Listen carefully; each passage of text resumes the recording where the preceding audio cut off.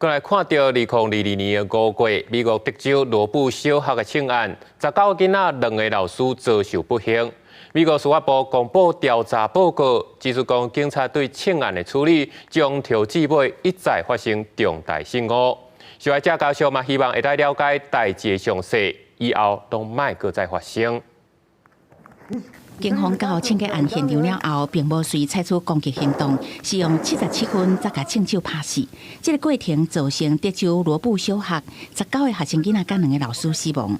美国司法部经过达到20个月调查，18发布调查报告，结论就是执法人员犯着一系列重大失误，包括领导力、战术、沟通、训练甲准备方面。Within minutes of arriving inside the school, officials on scene transitioned from treating the scene as an active shooter situation to treating the shooter as a barricaded subject. This was the most significant failure. 这份是收集14000多份资料加260个访谈所完成，有600多页报告。伫讲到当初枪手伫2间教室，拢总向几60人开142枪，警察刷点伫走廊也是学校外口。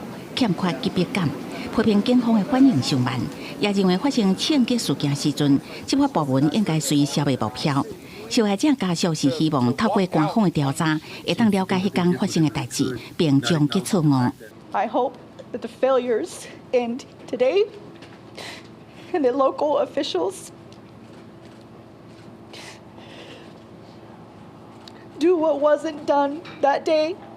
Do right by the victims and survivors of Robb Elementary, terminations, criminal prosecutions.